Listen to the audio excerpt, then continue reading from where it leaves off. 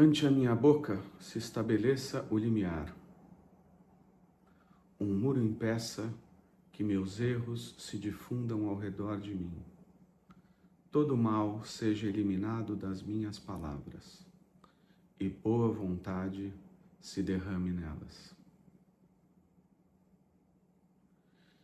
Esse, meus amigos, é um trecho da celebração na comunidade de cristãos que o Rudolf Steiner ajudou a fundar aproximadamente um século atrás. E a gente está aqui falando de coisas muito sutis, muito delicadas e muito importantes. Essa oração pode nos ajudar a manter o sagrado presente em tudo que está sendo compartilhado aqui. E hoje eu vou compartilhar com vocês algo muito sagrado, que são as experiências diretas com a clarividência, uma nova clarividência crística.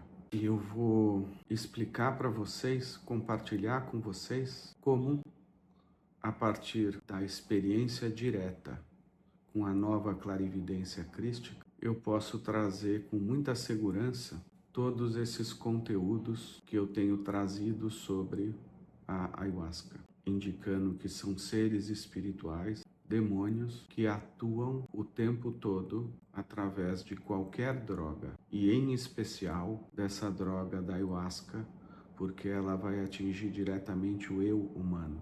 Ela tem o maior grau destrutivo que uma droga pode ter, por atingir diretamente o eu humano, expulsando esse eu da fisiologia da pessoa. Vocês vão entender exatamente como isso funciona hoje. Mas eu preciso primeiro fazer uma pequena introdução para que vocês entendam como eu pude perceber isso a partir dessa faculdade da nova clarividência crística. Isso não é um evento isolado na minha vida, na minha biografia. Em 2010, eu publiquei um livro chamado Muito Além de um Conto de Fadas, onde eu narro todo o processo da transformação gradual da consciência materialista do ser humano para uma consciência mais espiritualizada a partir da união gradual do ser humano com entidades do mundo espiritual, anjos, arcanjos, arqueus, exousiae, dynamis, quiriotetes, tronos, querubins e serafins, e também todos os seres da Trindade Divina, Pai, Filho e Espírito Santo, e as manifestações das deidades femininas também, que são as responsáveis por toda essa nossa criação material. Então, nesse livro, eu vou compartilhar várias experiências de contato direto com seres do mundo espiritual. A mais importante delas, e que levou a que eu escrevesse o livro, é o contato com o Cristo na esfera etérica da Terra, que é exatamente a volta do Cristo. E esse termo volta tem sido utilizado erroneamente pelas religiões há muitos séculos, porque o próprio Cristo, ele não tem que voltar porque ele nunca nos deixou. Ele só desapareceu da visão dos apóstolos quando ele subiu às nuvens. E está dito que assim como ele desapareceu, ele iria novamente aparecer. Não se trata de uma volta, se trata da visão espiritual, da visão clarividente, que é o que o ser humano tem que desenvolver para poder de novo ver o Cristo. Ele veio até nós e encarnou como ser humano, mas agora nós é que temos que nos elevar às dimensões espirituais, onde ele sempre esteve junto conosco, desde o momento da sua ressurreição na Terra, e continua até hoje. Nesse livro eu narro como eu tive um encontro com o Cristo, percebendo o Cristo como sendo o próprio planeta Terra, caminhando sobre a Terra com muito cuidado, sabendo que ao caminhar pela Terra, eu estava caminhando sobre o corpo do Cristo. Nesse mesmo dia, eu vi o Cristo como todo o universo criado, todas as estrelas do céu, todos os astros do céu são o Cristo. E vi também o Cristo como uma entidade interior que atua na minha alma e na alma de todos os seres humanos que estão corretamente alinhados com o seu processo de evolução espiritual, de conexão com o Cristo. para receber os seus encontros. Então eu vi o Cristo atuando na minha própria alma como o cocheiro de uma carruagem, como o guia que conduz a minha alma nessa jornada terrena. Tudo isso eu narro com a maior beleza que eu consegui colocar em palavras e que agora eu estou trazendo também nos podcasts sobre o livro Muito Além de um Conto de Fadas, onde eu procuro fazer jus a essa experiência, narrando tudo com a maior beleza possível, maior coerência lógica e maior beleza possível, maior harmonia possível, para narrar coisas que normalmente a mente materialista não tem acesso e que a mente materialista pode muito facilmente rejeitar, pode muito facilmente distorcer e pode muito facilmente ironizar, zombar desses conhecimentos espirituais ou ironizar a verdade sobre esses conhecimentos espirituais, sobre essas experiências diretas com o mundo espiritual. E eu tenho trazido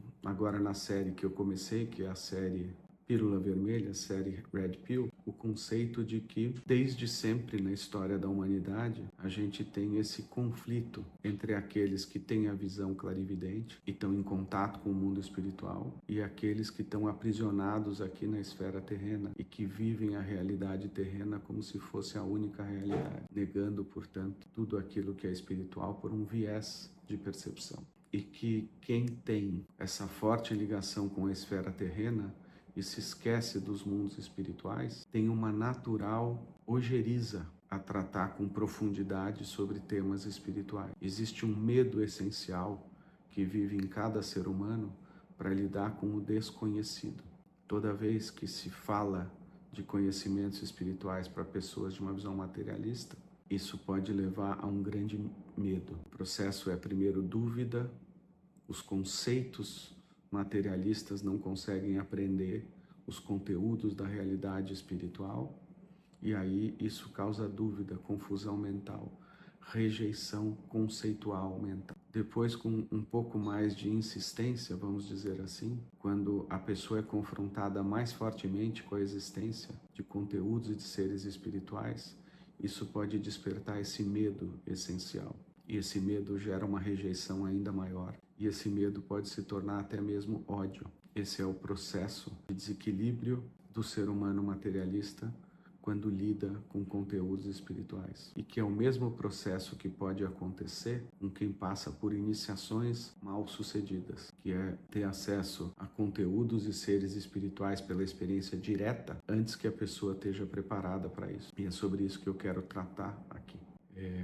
Explicar um pouco melhor esses conceitos. Muitos de nós conhecem o conceito de iluminação. O que é a iluminação? A iluminação ela ocorre quando a luz do nosso espírito passa a reluzir dentro da nossa alma e vai iluminar a existência de seres espirituais de luz e também vai nos mostrar a existência de seres espirituais de sombras. E a iluminação, para quem não atingiu esse estado, para quem nunca experimentou esse estado, é tida erroneamente como o estado fim que deve ser atingido. Na realidade, a iluminação da alma, ela é só o começo, porque ninguém se ilumina totalmente de uma hora para outra. Esse é um processo gradual de iluminação, de elevação espiritual. O que acontece então é que são 3 movimentos diferentes: preparação, iluminação e aí iniciação. As pessoas normalmente se esquecem que depois da iluminação é que começa verdadeiramente todo o processo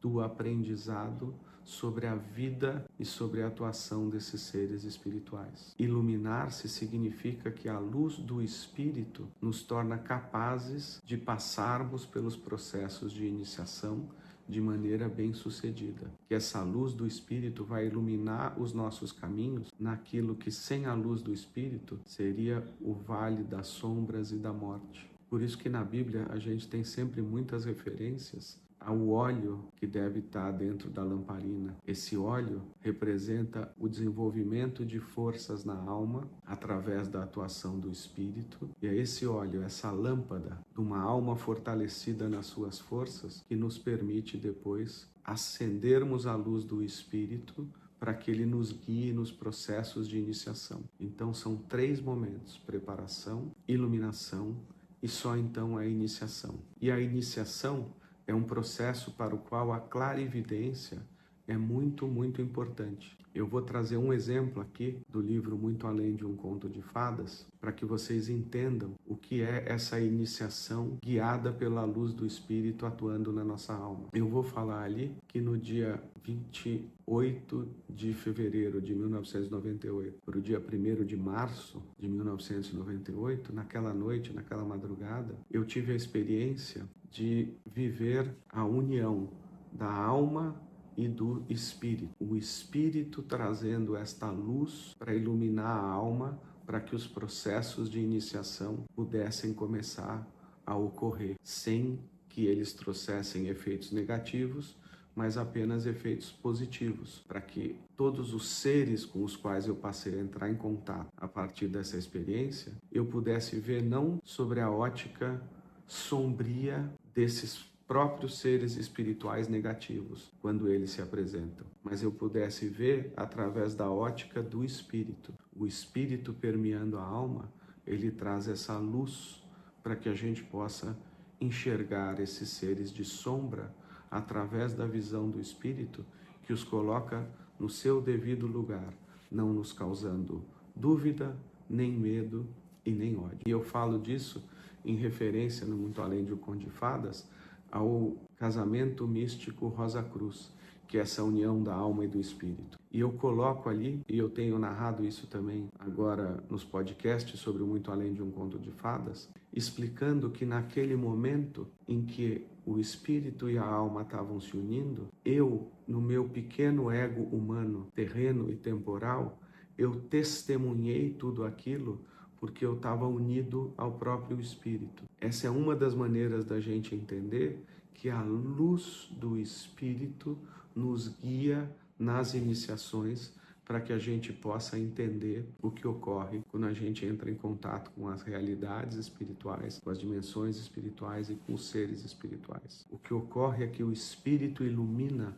a visão do nosso ego, e aí a gente vai enxergar estas manifestações pela visão espiritual, que é a clarividência, pela visão do Espírito que se manifesta na clarividência. Então isso eu narrei, creio eu, de maneira bastante adequada, tanto por escrito no livro, quanto agora nos podcasts que eu tenho feito sobre o livro. E essa ênfase que eu estou dando aqui, ela é o fio condutor para que eu possa tratar então da experiência clarividente que eu tive, da experiência com visão espiritual que eu tive, em que o meu ego estava conectado ao meu espírito e o espírito me revelava a partir da sua visão o que era aquela experiência que eu estava tendo. Eu queria só trazer um complemento antes de seguir adiante, para dizer que a partir dessa visão do espírito, o que se desenvolve na alma é uma fé objetiva, um conhecimento direto sobre conteúdos espirituais e que depois nos permite interpretar todas as escrituras, livros sagrados, qualquer conteúdo espiritual. No coração vai desenvolver um amor, e é por amor que o Espírito nos revela todas as coisas. E é também por amor que os seres espirituais de luz se revelam aos seres humanos. Gradualmente na nossa evolução, o nosso anjo da guarda se revela, o Espírito Santo se revela, arcanjos, arqueus, exousiai, dinamis, quiriótetes, tronos, querubins e serafins, todos esses seres se revelam ao ser humano por essa conexão de amor que é feita entre o ser humano e todas as hierarquias espirituais, quando o nosso espírito começa a se manifestar na nossa consciência diuturna, na nossa consciência do nosso pequeno ego terreno e temporal. Quando o Espírito começa a se manifestar aí, o Espírito é puro amor, e aí a gente passa a ter contato com essa realidade desses seres, e eles se revelam a nós através do amor que se cria nessa relação e pelo amor que existe neles, pela presença do Cristo neles, e pelo amor que existe em nós, pela presença do Cristo em nós. E num terceiro nível, o que vai se formar é a esperança. A esperança é uma força da alma que nos mostra que mesmo todos os seres negativos, malévolos, demoníacos, com os quais a gente se defronta ao atravessarmos o limiar do mundo espiritual, ou mesmo no limiar do mundo espiritual, antes de fazer a travessia plena. Mas nesse limbo, nesse abismo, nesse vale da sombra e da morte que existe entre a realidade material e a realidade espiritual, em quaisquer desses níveis, tanto no limbo quanto depois na realidade espiritual, em que nesses dois níveis a gente pode se deparar com seres sombrios, com seres negativos, a gente vai aprender com o desenvolvimento dessa força da esperança na alma, que o bem sempre transforma o mal em alguma forma de bem. O mal, ele sempre será utilizado como ferramenta do bem para criar algo de positivo, apesar do sofrimento e da dor que ocorrem no meio desse caminho. Então, essa força da alma da esperança tem a ver com essa capacidade da visão espiritual em que a gente enxerga tudo pelos olhos do Espírito. E o que os olhos do Espírito nos revela é que, mesmo por trás do maior mal, há sempre o maior bem. Que para que se manifeste o maior bem, o maior mal tem que se manifestar.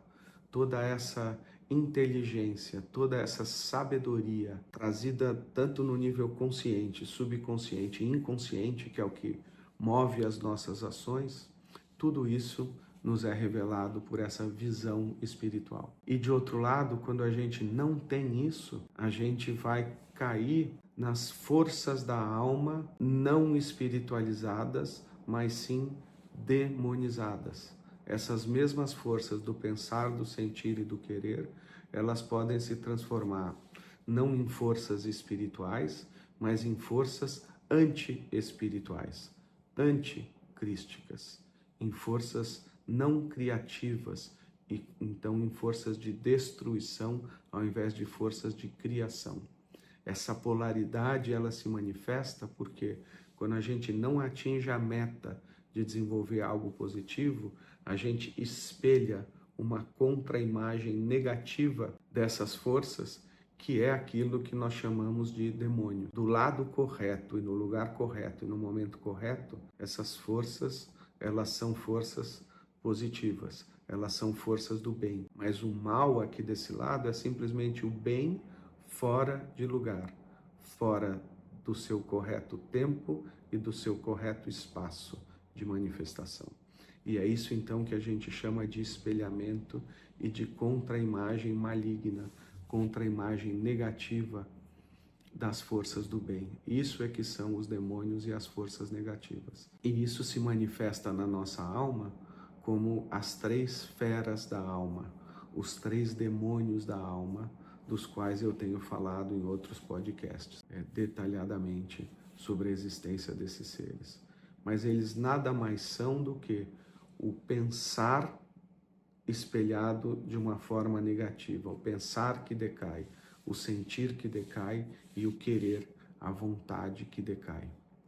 Então, sem as forças do espírito, quando a gente entra nessa realidade espiritual, a gente vira uma presa fácil dessas forças demoníacas e também das forças demoníacas da nossa sombra, do nosso sósia, da nossa parte oculta maligna, que é contrária ao nosso espírito. Isso também eu tenho tratado com bastante detalhe agora na série onde eu estou falando sobre a psicognose, que é um termo que eu estou cunhando para falar sobre a maneira como deve ser daqui para frente o desenvolvimento de todos os conceitos sobre a psicologia. O Rudolf Steiner fala no futuro, isso ele falou em 1917, há mais de 100 anos atrás, num texto de uma série chamada O Karma da Inverdade, uma série de palestras, onde ele está falando sobre todos os movimentos ocultos que geraram a Primeira Guerra Mundial, e ele vai falar de como essas forças negativas atuando na alma têm relação com esses conflitos. E aí ele vai falar do tema do desencarceramento do eu, que é o que permite a propaganda, a hipnose, a manipulação do subconsciente, a manipulação do inconsciente das pessoas e a criação de neuroses e desequilíbrios no pensar. Neurose no pensar, psicose no nível subconsciente do sentir e todo tipo de violência e desequilíbrios sexuais atuando a partir do nosso inconsciente no querer. Então ele vai falar sobre esse tema do desencarceramento do eu como sendo o ponto central para a compreensão no futuro, e o futuro é agora, do que existe na alma humana e do que são todas as patologias, e todas elas são criadas pela atuação de seres espirituais. E ele vai explicar como o desencarceramento do eu permite a atuação de seres espirituais negativos, criando os desequilíbrios no ser humano. Aonde não está presente o nosso espírito, fica-se um vazio, e nesse vazio as forças negativas tomam conta. Ou, com o uso de drogas, por exemplo, o espírito é expulso por aqueles seres que estão lutando para tomar o seu lugar. E isso nos dá o gancho perfeito, então, para que a gente agora entre no meu relato sobre a única vez que eu usei ayahuasca, porque eu queria fazer uma pesquisa espiritual para entender exatamente o que acontece com as pessoas quando elas tomam ayahuasca. Então, qual é o contexto? Eu estava muito preocupado com uma pessoa muito próxima a mim, que já havia feito o uso da ayahuasca quase uma dezena de vezes e que estava passando, em função disso, por um processo gradual de transformação na sua própria personalidade, que eu não via como um processo positivo de transformação na personalidade. E eu via que quanto mais a pessoa usava, mais ela se tornava dependente do uso da ayahuasca num sentido social. Toda a vida social da pessoa começou a se confundir com a vida da sua seita, do núcleo de pessoas que usam ayahuasca ao redor dessa pessoa. E também todos os seus conceitos sobre espiritualidade estavam se transformando, colocando a ayahuasca como o centro de tudo, basicamente o centro de toda a sua vida espiritual. Enfim, essa preocupação me fez então abrir uma enorme exceção. Eu não bebo álcool há mais de 22 anos, nem uma gota de álcool. Sou vegetariano também há mais de 22 anos. Isso porque eu convivi com o mestre indiano Maharishi Mahesh Yogi, que difundiu a meditação transcendental no mundo, e com algumas pessoas que eram os líderes de uma área lá do seu movimento. Eu narro isso também no Muito Além de um Conto de Fadas, participando de projetos de agricultura orgânica védica, projeto para construir o maior prédio do mundo, o Maharishi Tower. Então, com isso, eu tomei contato com o movimento do Maharishi. E naquela época, sobre os auspícios, sobre as bênçãos da atenção do Maharishi, eu me dei conta que eu deveria parar completamente de tomar álcool, e naturalmente eu também me tornei vegetariano. Eu era jovem, ia para boates, festas, e lá eu normalmente bebia um pouquinho. Nunca gostei muito de beber, mas nessas situações acabava bebendo. Enfim, e eu sempre levei uma rotina bastante disciplinada. Durante um período de 2 ou 3 anos da minha vida, eu fazia programas de meditação de 4 a 8 horas por dia, cozinhava meus próprios alimentos, comprava, cozinhava, seguia uma dieta ayurvédica com vata, pitta e kapha. Enfim, eu passei por procedimentos espirituais na minha rotina externa bastante profundos também, que me levaram a não usar nenhum tipo de droga. Até o álcool eu parei. E eu sempre soube que é muito arriscado para qualquer um que tem uma rotina, uma disciplina, uma prática espiritual, o uso de qualquer droga. Os riscos são muito maiores para pessoas que têm práticas espirituais, de meditação ou outras, do que para as pessoas que não têm quando se usa uma droga, principalmente a ayahuasca. E por que isso acontece? Porque na prática espiritual, a gente naturalmente já vai deixando o nosso corpo etérico mais desconectado do corpo físico,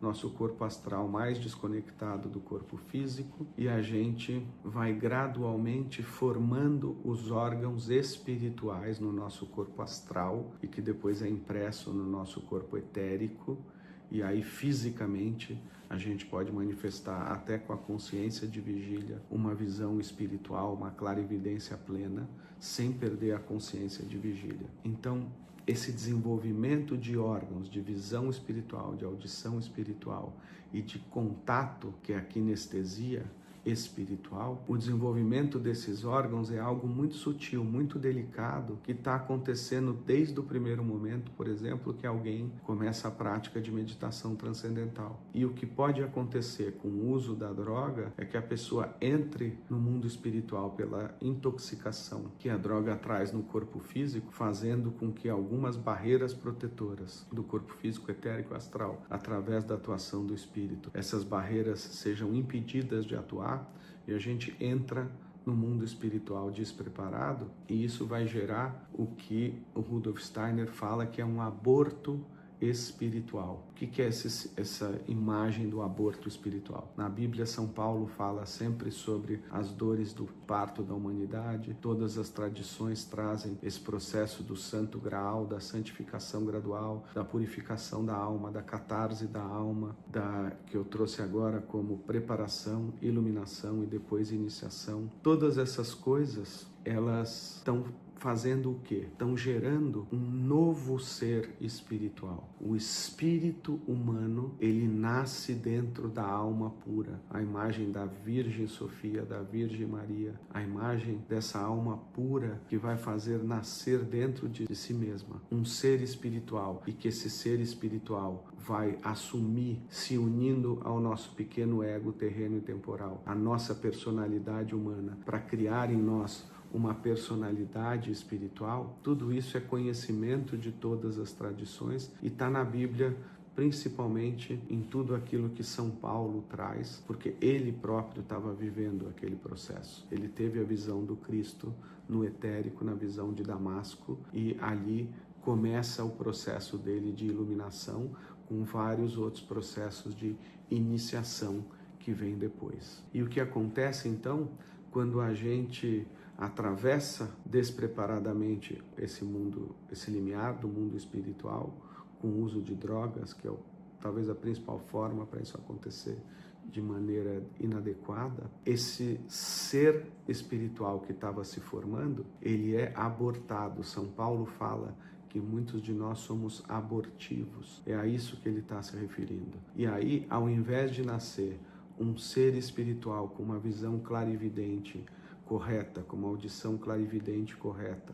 com a kinestesia correta, quer dizer, a percepção dos seres espirituais, esses órgãos mal formados vão fazer com que a gente tenha uma visão espiritual que ela vai nos fazer perceber a realidade espiritual exatamente ao contrário do que ela é.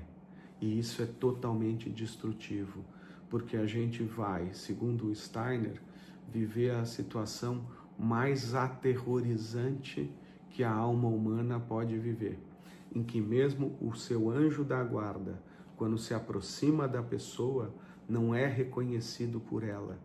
O anjo da guarda, quando vem para ajudar, o próprio Cristo, o Espírito Santo, Deus Pai, qualquer ser que venha ajudar essa alma, nesse momento aterrorizante que ela está vivendo, porque ela passa a enxergar, ouvir e sentir tudo ao contrário do que é no mundo espiritual, essa alma vai perceber todos esses seres de luz que se aproximam dela como seres querendo destruir a própria alma humana e querendo destruir o próprio eu humano. É uma percepção inversa que deixa a alma completamente perdida. E aí ela vai virar um marionete, um fantoche de forças espirituais negativas que vão manipulá-la a partir do quê? Da confusão, do medo e do ódio, que são as feras da alma, e a pessoa então, ela se perde completamente na sua evolução e ela vai fazer, segundo Steiner, o contrário do que todas as leis espirituais mais elevadas determinam que deve ser feito. Então ela vai agir da forma mais involutiva possível. Toda a evolução da pessoa naquele momento, ela é transformada em involução. E isso, meus amigos, normalmente é o que acontece com as pessoas que estão numa senda espiritual, que estão num trabalho de evolução espiritual, porque estão avançados na formação desse ser. Se elas não tivessem ainda gerindo ou gestando na sua própria alma esse ser espiritual, não haveria como haver esse aborto desse ser. Mas um processo já iniciado, tão sutil, tão delicado, quando ele é interrompido dessa maneira, com a má formação dos órgãos clarividentes, isso gera então todos os processos de loucura e desequilíbrios num grau muito elevado. A pessoa, ela se torna o inverso do que ela deveria ser, ela manifesta uma segunda personalidade, às vezes múltiplas personalidades, porque ela é completamente tomada. O corpo astral, o etérico e o físico, eles não são mais controlados pelo espírito da pessoa e passam a ser controlados por essas forças que estão ali dominando esses níveis, ao mesmo tempo em que a alma está escondidinha ali num cantinho e vivendo um processo de tortura psíquica, tortura psicológica, de destruição, de aprisionamento, e o espírito está afastado de tudo isso, não podendo socorrer a alma nesse momento. Então esse é um processo gravíssimo, e eu já ouvi isso, tinha ouvido do Maharishi, quando eu o conheci a partir de 2000, sobre todos esses riscos, e eu entendi então que não poderia usar nunca nenhuma droga em função dessa disciplina de processos espirituais, de práticas espirituais que eu havia adotado. Mas enfim, então o que eu fiz para tomar a ayahuasca, apesar de todos esses riscos? Eu orei muito, pedindo para que o meu espírito me conduzisse o tempo todo, enquanto eu estivesse sob o efeito dessa droga, e que ele não permitisse que qualquer efeito negativo permanecesse na minha consciência com o uso, porque o que eu queria era ajudar uma outra pessoa, e hoje eu sei que eu posso ajudar muitas pessoas a partir dessa experiência, sabendo a realidade espiritual por trás do uso dessa droga.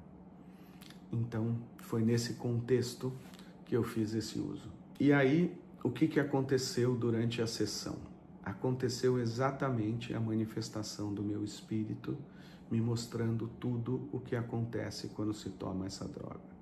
Então, primeiro, eu tive a manifestação dos fractais na forma de sons, e tive a manifestação dos fractais na forma de efeitos visuais, diferentes colorações. E isso acontece, eu expliquei já nos primeiros vídeos aí sobre os demônios da ayahuasca, isso acontece porque o uso da ayahuasca faz com que o DMT, que intoxica o corpo a partir do uso da ayahuasca, ele vai intoxicar principalmente a pineal, impedindo que a pineal ela seja uma barreira que bloqueia que os conteúdos que vêm do nosso metabolismo, da nossa fisiologia, que são o nosso nível inconsciente, e também do nosso nível subconsciente, na forma de emoções mal elaboradas, emoções negativas. Em outras palavras, o demônio do querer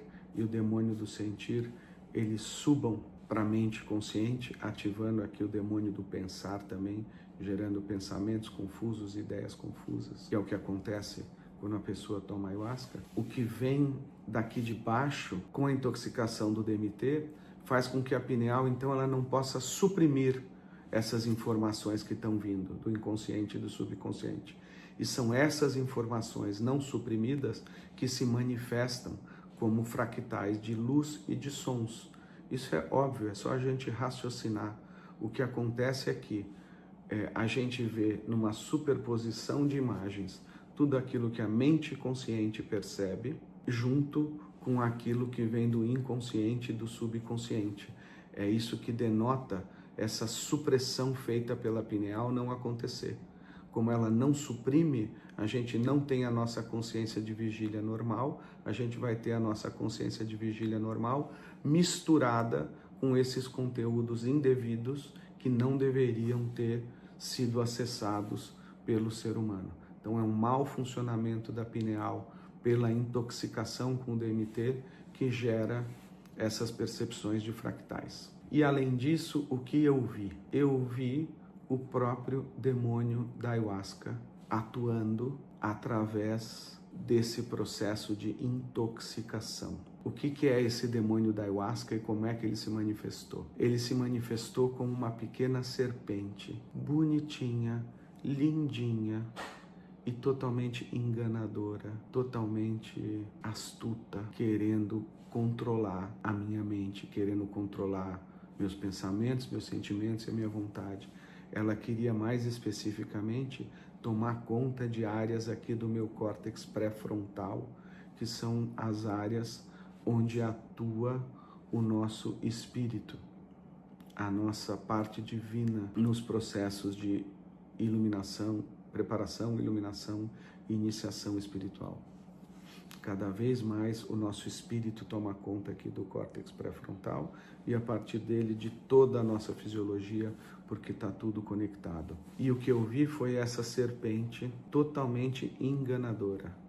Ela é cunning e deceptive em inglês. Sorrateira é a palavra que eu queria encontrar. Ela fica ali de espreita, esperando para que a intoxicação aumente, esperando o momento em que ela tem força para ir lá e abocanhar, morder uma parte da nossa constituição sutil, do nosso cérebro etérico, do nosso sistema nervoso, que é o nosso corpo astral, e a partir daí dominar áreas do nosso cérebro físico e aí controlar diferentes níveis da nossa consciência. E ela é enganadora. E imagine a serpente tentando Adão e Eva no paraíso. A serpente, ela não podia se mostrar como um ser que causava medo, ódio, dúvida para Adão e Eva. Ela tinha que se mostrar como um ser que era um ser amigável, um ser acolhedor, um ser agradável. É isso que essa serpente tentou fazer nessa visão que eu tive. E aí eu fiz questão de agora há pouco frisar o que é a visão espiritual, quer dizer, como o nosso espírito ligado ao nosso ego, ele pode nos permitir ter uma visão espiritual. E nessa visão espiritual e nessa audição espiritual, eu testemunhei Marcelo aqui, do meu pequeno ego, mas unido ao espírito, porque é só assim que isso pode se dar. No meu pequeno ego unido ao espírito, eu testemunhei um diálogo entre o meu espírito e essa serpente. E aí o meu espírito perguntava assim para ela. E tudo era para o meu aprendizado, para que eu pudesse testemunhar essas imagens, esse diálogo, e a partir daí eu pudesse depois elaborar. Naquele momento era só a experiência direta, a experiência clarividente, mas não tinha ainda o intelecto clarividente me explicando sobre aqueles conteúdos para que eu pudesse entender. Então o meu espírito perguntava para a serpente: você conhece o Cristo? E aí ela respondia assim para ele: não, Cristo? Desdenhando, zombando, distorcendo e negando. Ela fazia as três coisas ao mesmo tempo, na atitude dela e na fala dela. E aí o meu espírito dizia: porque o Cristo, ele é a entidade que rege toda essa dimensão espiritual. Se você conhece o Cristo e serve ao Cristo, eu gostaria que você me diga. E aí ela de novo desdenhava, zombava e negava, como se ela não soubesse sobre o que o meu espírito estava falando. E aí o meu espírito então mudou e fez a pergunta de forma diferente. Falei assim: olha, você é um ser do reino elemental, porque se você for um ser do reino elemental, você deve conhecer o Cristo como o rei dos elementais. É assim que ele é conhecido pelos seres dessa consciência inferior que ainda vivem no nível dos elementos. Ele é percebido não como o Cristo na sua total manifestação como entidade cósmica. Ele é visto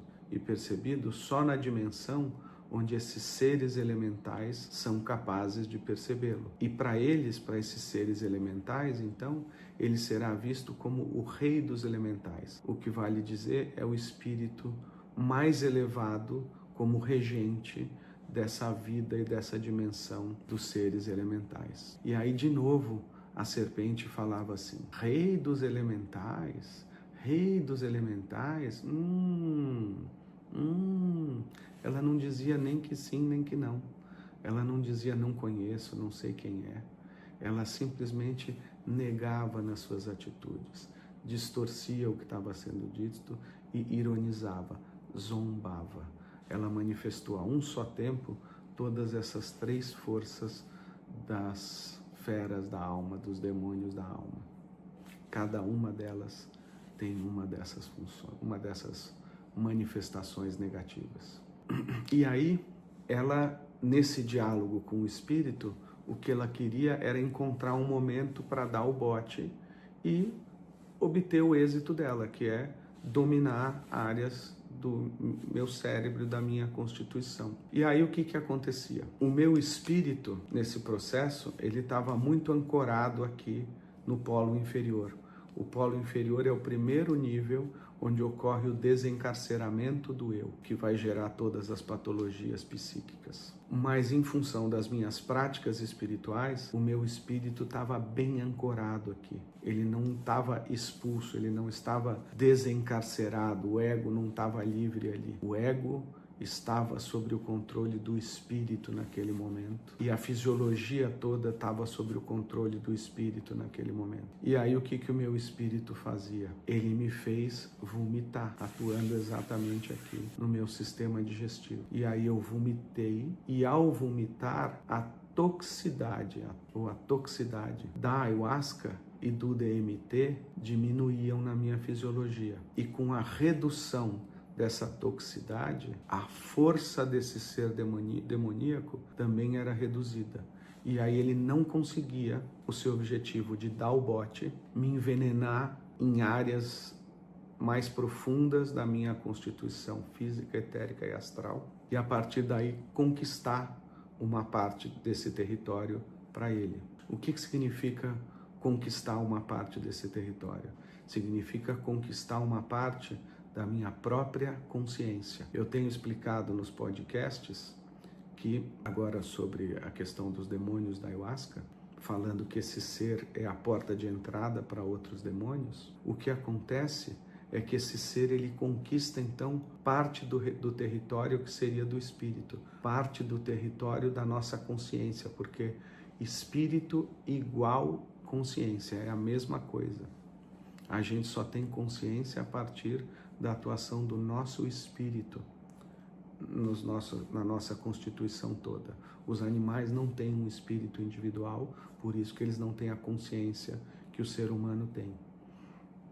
Então esse ser, se ele tivesse tido sucesso, ele teria tomado um pedaço da minha consciência e a partir daí eu estaria vendo o mundo, vendo a realidade interior, vendo a realidade exterior a partir não da ótica do meu ego ligado ao espírito, mas a partir de uma ótica do ego dominado, controlado, do ego possuído espiritualmente pela consciência desse ser elemental. E é por isso que eu explico nos podcasts que as pessoas que usam ayahuasca, elas não conseguem conceber, quando alguém explica para elas que a ayahuasca é algo muito ruim e que elas não devem tomar, elas não são capazes de conceber isso ou tomar qualquer consciência disso, ter qualquer consciência disso a partir de uma explicação de outra pessoa, porque a consciência delas está tomada por esse ser elemental. É um elemental demoníaco, ele é de um nível baixo, ele não é do nível elevado das hierarquias espirituais. Ele é um demônio que se manifesta aqui na Terra e ligado aos 4 elementos e toda a formação terrena. Então a consciência da pessoa que toma ayahuasca, ela não é mais a sua própria consciência, vale dizer, não é mais a consciência do seu espírito. Tudo é filtrado pela consciência desse ser elemental, que se torna um parasita na consciência da pessoa.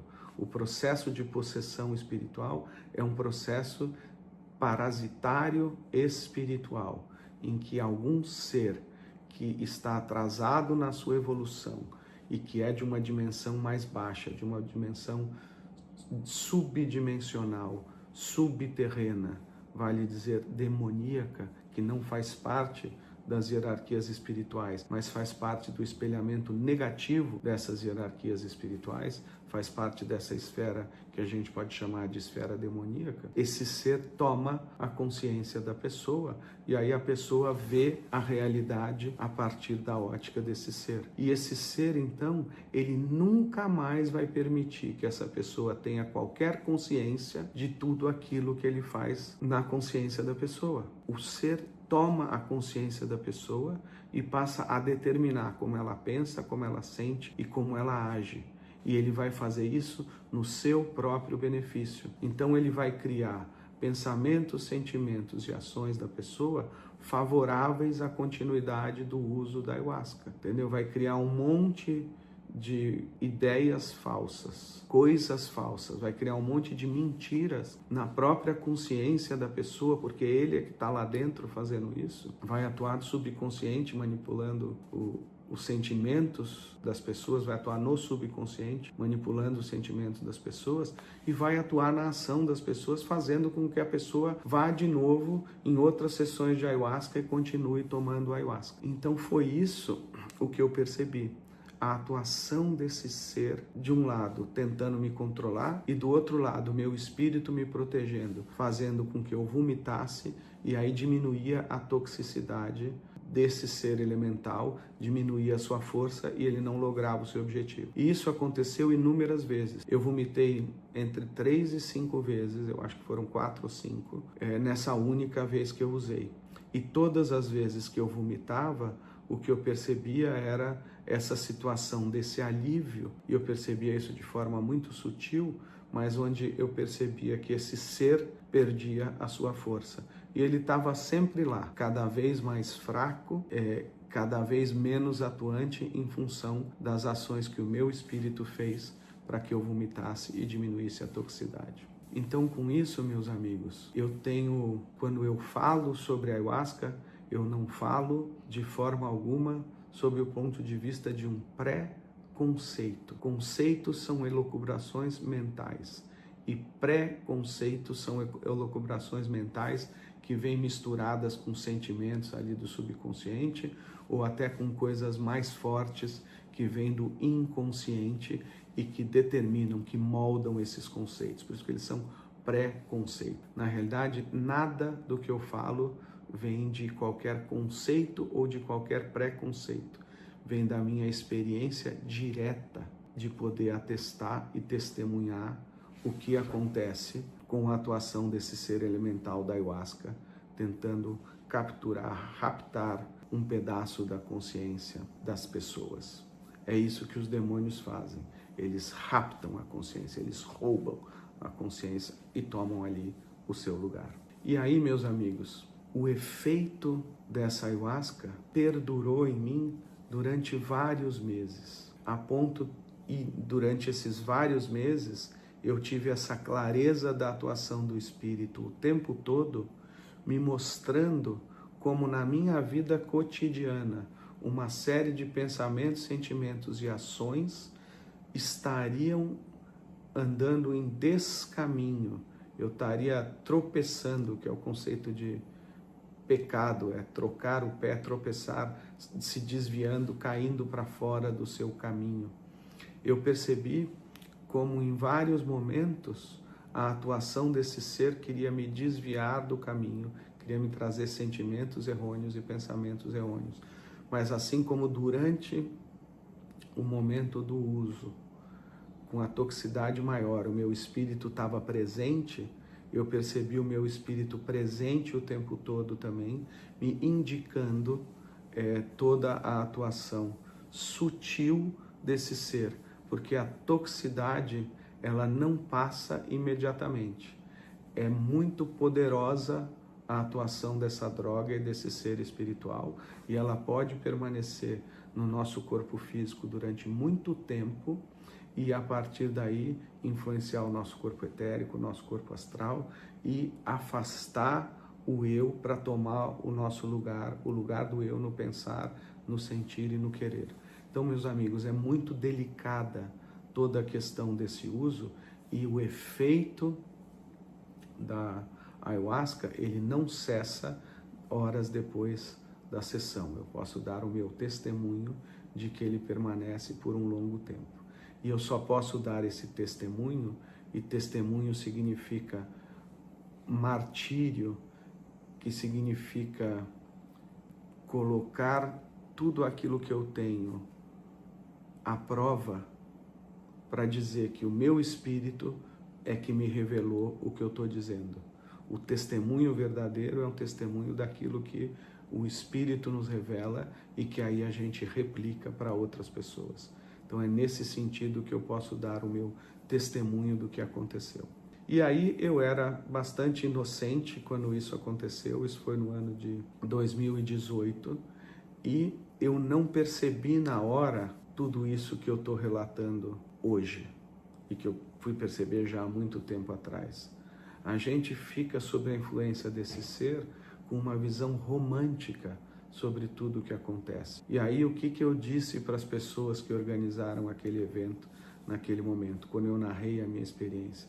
Falei, olha, a planta da ayahuasca ela foi muito delicada comigo. Quando ela via que eu estava desconfortável, ela me fazia vomitar para que diminuísse a sua atuação sobre mim. Então esse é um exemplo de como esse ser pode confundir os nossos pensamentos, sentimentos e ações. Num primeiro momento, eu interpretei que a sua atuação era uma atuação do bem e que ele delicadamente permitiu que eu vomitasse para diminuir a sua atuação, para que eu me sentisse mais confortável. Eu não fui capaz de, naquele momento, ter a clareza que hoje eu tenho e já há muito tempo tenho, de que foi o meu próprio espírito que me fez vomitar para me proteger, para que esse ser não pudesse tomar a minha consciência. E eu estou narrando isso porque o engano, a mentira, é a principal ferramenta desses seres.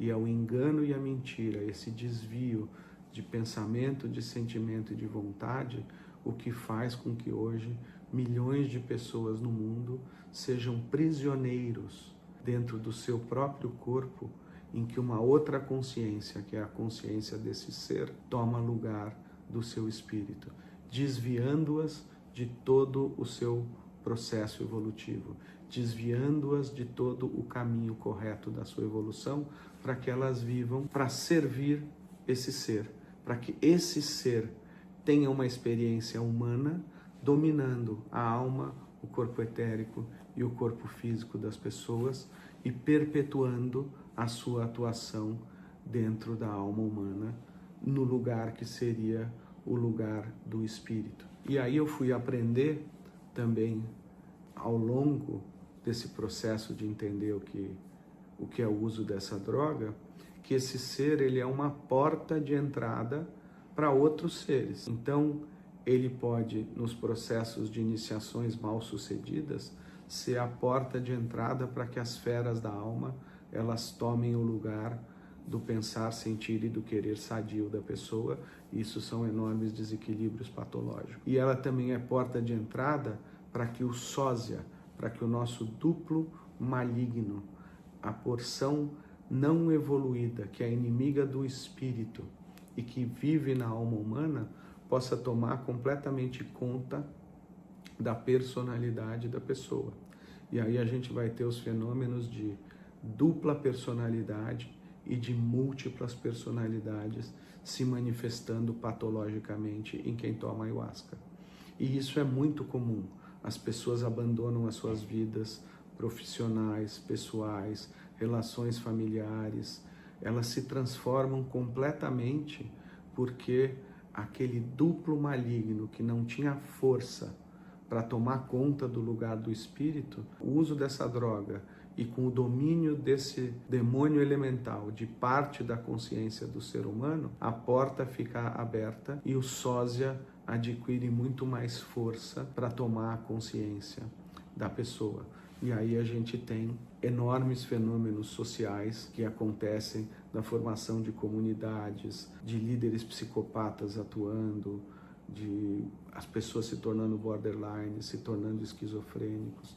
Tudo isso acontece pela atuação das feras da alma e pela atuação do sósia. E aí eu vou ter que juntar uma outra informação aqui para vocês, que ninguém percebia tão claramente os males da ayahuasca até o início da pandemia do Covid. É a partir de março de 2020, com a pandemia, que as piores manifestações de seres espirituais tomando conta da consciência das pessoas passou a ocorrer. No mundo inteiro houve um desespero com o Covid, a busca dessas drogas como se fosse a tábua de salvação para conviver com ansiedade, com estresse, com depressão, tudo que foi criado com o Covid.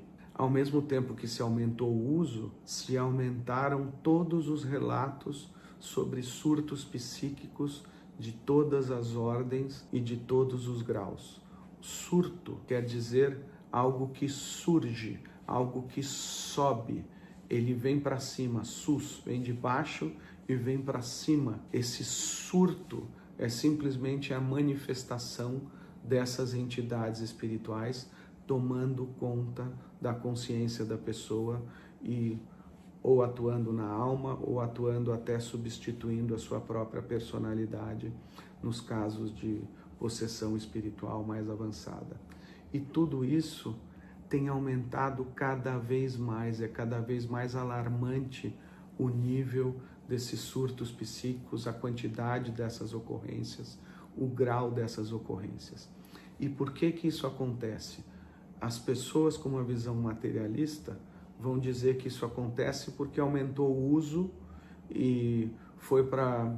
Alguns vão dizer que foram para um meio social de pessoas menos preparadas, para as pessoas ricas das grandes cidades, para as pessoas educadas dos grandes centros, saiu de lá da Amazônia como se as pessoas na Amazônia tivessem mais preparadas para lidar com os efeitos da ayahuasca e as pessoas aqui com uma visão mais materialista do mundo e mais desenvolvida em termos sociais, vamos dizer assim, com uma vida de trabalho, de estudo, de universidade, enfim, que é a vida mais do homem moderno, como se isso acontecesse porque essas pessoas não estão preparadas para o uso.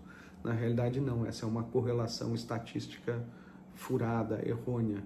O que acontece é que a partir do Covid, forças espirituais muito mais negativas tiveram acesso ao nível da corporalidade física do ser humano. Eu tenho explicado nos meus podcasts que o ano de 1998, segundo a antroposofia, ele é o 3 vezes 666, que é o número da besta, no Apocalipse de São João, e que a partir de 1666, esse sósia, representado pela sombra arimânica, toma conta da humanidade, criando o pensamento materialista em Gond Shapur, que fica hoje no Irã. Depois, em 1332, os Asuras passam a atuar na evolução terrena com muita força, destroem os templários, cátaros, albigeneses, todos aqueles que são os responsáveis pelo contato com o Cristo e pela mediação da atuação do Cristo com a clarividência nos processos evolutivos dos seres humanos. Então os Asuras tentam destruir todos esses grupos humanos aqui na Terra organizados para servir ao mundo espiritual, e que aí em 1998, que é 3 vezes o 666, o que a gente tem passa a haver a atuação do demônio solar Sohat, que quer o niilismo puro, uma destruição não só do ser humano, mas do próprio planeta Terra. E aí o que acontece então é que a manifestação disso a partir de 98, ela ocorre por setênios, de 98 até 2005 no nível espiritual, em 2005 começa no astral e vai até 2012 no astral. De 2012 a 2019, a manifestação desce para o nível mais próximo da Terra e se manifesta iniciando em 2012 e terminando em 2019 completamente no nível etérico. E aí, em 2019, ela começa a se manifestar, que vai culminar agora aos 7 anos em 2026, em que ela vai ter toda a sua plena manifestação no nível da materialidade física, do corpo físico do ser humano, com processos de possessão espiritual, em que há uma total alienação da personalidade, porque a personalidade está ligada ao corpo físico e o corpo físico se tornou mais vulnerável, então, depois de 2019.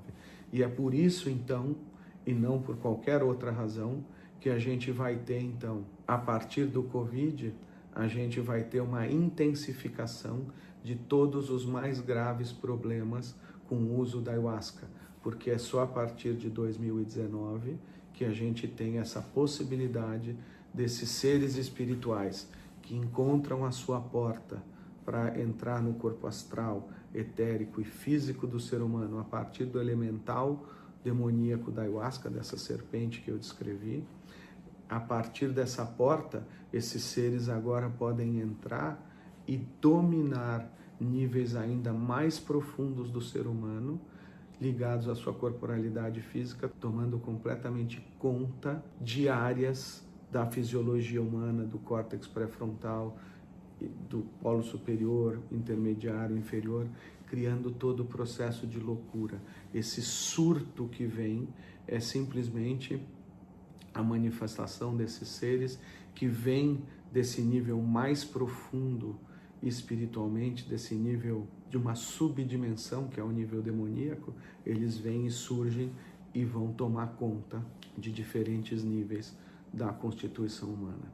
E isso então se intensificou enormemente a partir do Covid, e é por isso que essa questão sobre essas drogas se torna ainda mais temerária, mais urgente de ser evidenciada para todas as pessoas no mundo de hoje. Cada vez é pior, cada vez é mais arriscado o uso dessas drogas, porque a capacidade de atuação de seres muito demoníacos aumentou muito a partir, principalmente, de 2019. E aí, meus amigos, eu queria dizer que nós estamos vivendo momentos apocalípticos que estão relacionados a tudo isso, mas que o apocalipse não é uma história de derrota, é uma história de vitória. E assim como na minha experiência eu tive o Espírito mediando tudo e me protegendo da atuação desse ser, o nosso Espírito, a atuação do Espírito Santo, do Cristo, na nossa fisiologia e na nossa vida, ela é tão mais forte quanto mais forte é a presença e a atuação desses seres demoníacos. E esse trabalho que eu estou fazendo aqui é para trazer luz para vocês de que, primeiro, nunca devem usar a ayahuasca, e para aqueles que já estão usando, que o Espírito está aí disponível e acessível, e ele pode ser a maneira, o alicerce no qual vocês podem encontrar forças para largar desse vício, desse uso dessa droga, e aí gradualmente vocês vão voltar a uma percepção da realidade a partir do seu espírito, a partir da sua própria consciência, e não mais essa visão deturpada e distorcida da visão desses seres negativos, desses seres demoníacos. E eu queria também trazer um outro conceito que é importante, acho que vale a pena trazê-lo nesse momento. Eu tenho trazido em outros podcasts, mas é para tornar um pouco mais completo esse tema de hoje, que é o fato de que, embora para nós ocidentais seja estranho falar de possessão espiritual para a grande maioria dos ocidentais, eu acho que só pessoas ligadas a grupos religiosos que já viram sessões de exorcismo e que quem teve essa experiência direta com pessoas próximas em possessão espiritual que podem entender plenamente o que eu estou falando aqui como um ocidental. Mas eu queria dizer que isso é completamente diferente na cultura oriental. E eu vou trazer aqui como exemplo a astrologia indiana, que além de influenciar toda a Índia, influencia boa parte dos países ali do Sudeste Asiático, e da mesma maneira, mas de uma maneira um pouco distorcida também, toda a astrologia chinesa. O que existe é um reconhecimento das forças planetárias que representam os processos de possessão espiritual. Na astrologia indiana, a gente tem o planeta Rahu, que é a cabeça do dragão, e a gente tem o planeta Ketu, que é a cauda do dragão. Eles são planetas fantasmas, que são a órbita dos eclipses. Nódulo lunar sul é o planeta Ketu, e nódulo lunar norte, o planeta Rahu, que tem uma órbita própria que a astronomia consegue calcular, quando ela está ascendendo e quando ela está descendendo na órbita do eclipse, uma órbita ascendente e uma órbita descendente do eclipse. E para a astrologia indiana, não há dúvida de que esses planetas são planetas demoníacos, a influência deles é negativa e sempre relacionada a processos de possessão espiritual. Jyoti, que é o nome dado para a astrologia indiana, quer dizer luz de Deus para orientar os homens. E é dito na Índia que o que não está no Jyoti não está no mundo. Não existe nada nas manifestações psíquicas do ser humano, na sua biografia, nada que se manifeste na dimensão física, etérica, astral ou espiritual do ser humano, que não possa ser vista, que não possa ser lida, interpretada através do Jyoti.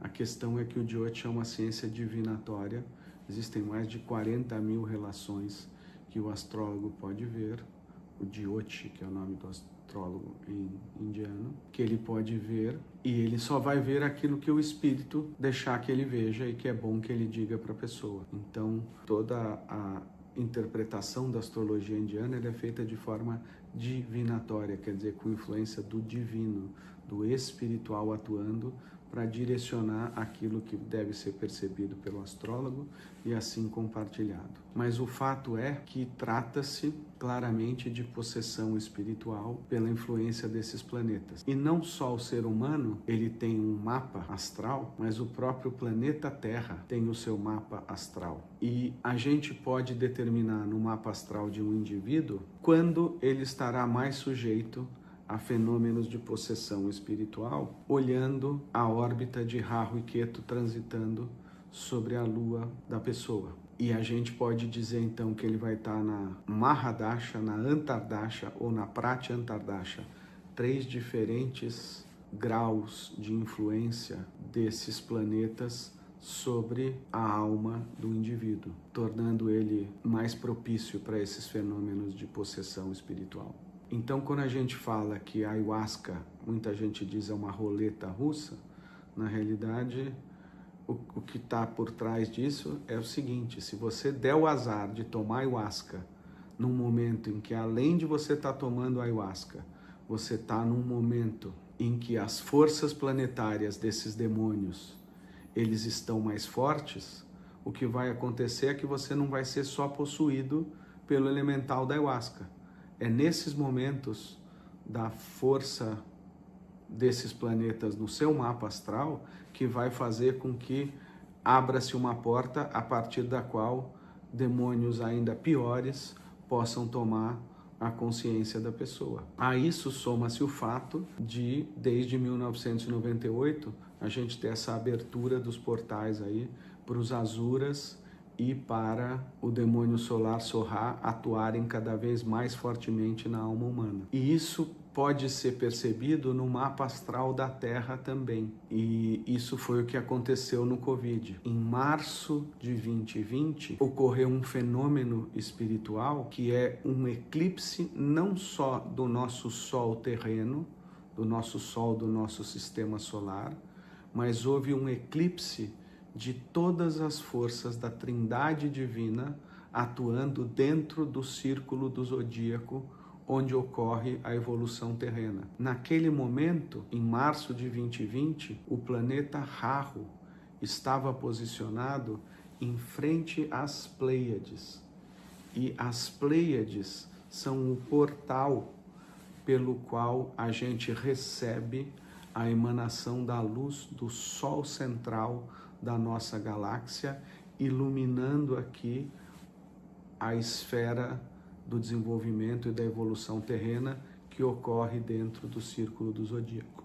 Essa esfera da evolução terrena que ocorre dentro do círculo do zodíaco. O que aconteceu então com o planeta Rahu obstruindo essa luz que vem do Sol central é que, junto com essa luz, o que vem são a força do amor dos serafins. Os serafins são seres que se manifestam do lado de fora do círculo do zodíaco. Do círculo do zodíaco para dentro nós temos os querubins atuando mais fortemente, e junto com a energia dos serafins, os serafins são o amor cósmico, tem toda a energia da Trindade divina, Pai, Filho e Espírito Santo, que vem de fora do círculo do zodíaco, entrando pelas Pleiades e trazendo os seus impulsos para a evolução humana. Então olhem o que aconteceu. Houve esse fortalecimento das forças dos Asuras e das forças de Sorá, que normalmente não são autorizadas a atuar na evolução humana com tamanha força como elas tiveram a partir desse momento em março de 2020.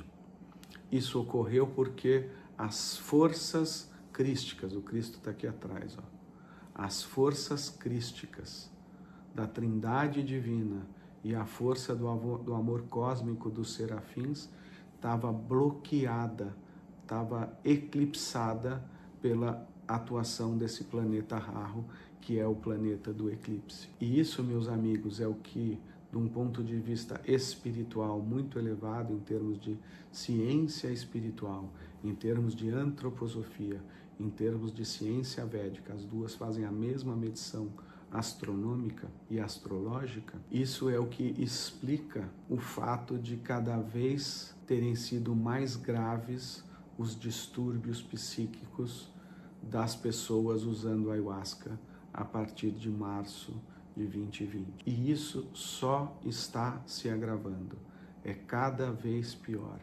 Esse ano que a gente está vivendo, 2025, é o 6º ano do ciclo de 7 anos que se iniciou em 2019, e o 6º ano é o ano com maior para que essas forças negativas atuem. É o ano da maior força desses seres adversários, dessas forças negativas.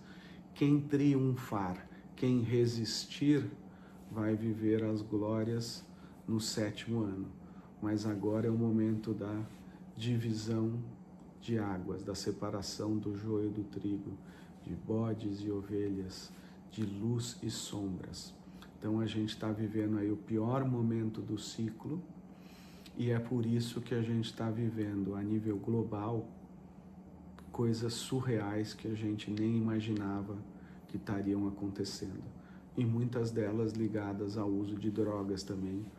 Nós não vamos entrar detalhadamente nesse podcast aqui, mas o Elon Musk é um cara completamente drogado, e aí ele usa mais aqueles cogumelos mágicos que têm uma atuação muito negativa, sutilmente diferente da ayahuasca, mas ele é um cara completamente possuído espiritualmente em função do uso de drogas.